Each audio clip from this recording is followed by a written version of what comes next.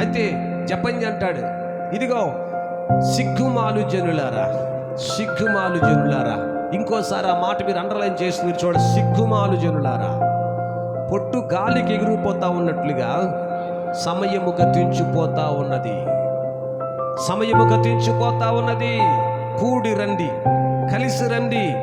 కాబట్టి ఎందుకు విధి నిర్ణయము కాకమునిపే యెహోవా కోపాగ్ని మీ మీద రగులు కొనక ముందే మిమ్మల్ని శిక్షించుటకై దేవుని ఉగ్రత నీ మీద రాకముందే మారు మనసు రావాలి, పశ్చాత్తాపం రావాలి, కలిసి వచ్చి దేవుని సన్నిధిలో ప్రార్థన చేయాలి.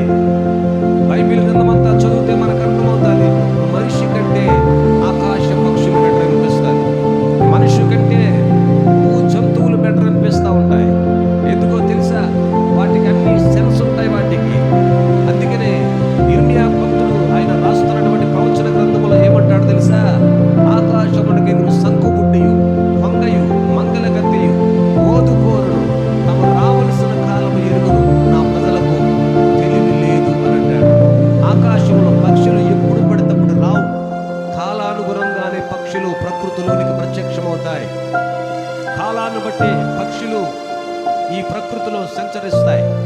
ఉదాహరణకి కోవెల చూడండి, అది ఎప్పుడు పడితేప్పుడు రాదు, ఎప్పుడు పడితే అప్పుడే అది అరవదు.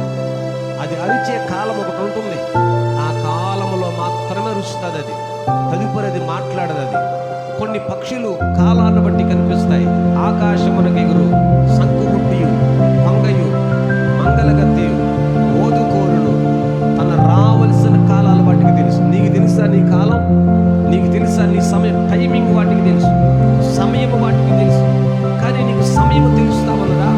నీ జీవితాన్ని గురించి కాలం గతించిపోతా ఉంది, సమయం వేస్ట్ అయిపోతా ఉంది, ఆయుష్కాలం తరిగిపోతా ఉంది, బలము తరిగిపోతా ఉంది, కాలం వృధా అయిపోతా ఉంది. ఇంకా నీవు లోకములో ఇష్టానుసారంగా తిరుగుతానే ఉన్నావు. సెన్స్ పనిచేయటం లేదు నీకు, కాలాన్ని నువ్వు గుర్తించడం లేదు, నీవు కాలాన్ని పరిగణలోనికి తీసుకోవడం లేదు నీవు. దేవుడు మాట్లాడుతున్నాడు, జపన్యా భక్తుడు ప్రవచిస్తుంటాడు, ఇదిగో సిగ్గుమాలు జనులారా. ఆ పక్షులను చూడండి, తమ తమ కాలములలో పని చేస్తూ ఉన్నాయి. కొన్ని ఎద్దును చూడు, యెషయా గ్రంథం 1వ అధ్యాయం, ఎద్దు తన కావందును ఎరుగును, గాడిదకు సొంత దొడ్డు తెలుసు, నా ప్రజలకు తెలివి లేదు, వారు నన్ను యోచించురని అంటాడు. ఎద్దుకు తన కావంది ఎవరో తెలుస్తుంది. ఆ బండి దగ్గరికి వెళ్ళి బండి కాడి పైకెత్తితే ఆ కావందు పైకెత్తేసరికి ఎద్దు తనకు తాను కావందును గుర్తుపట్టి నా కావందు ఆ బండి కాడి పైకెత్తుతున్నాడని ఆ ఎద్దు తన బాధ్యత తీసుకుని వచ్చి తన క్రిందకు వచ్చి ఆ కాడి క్రింద తన తల పెడతాది. అది నీవో నేను ఆ కాడి పైకెత్తితే మాటింది, అది తన కావందు ఎవరో వాడి మాట వింటుంది. అది గాడిదకు సొంత దొడ్డు తెలుసు.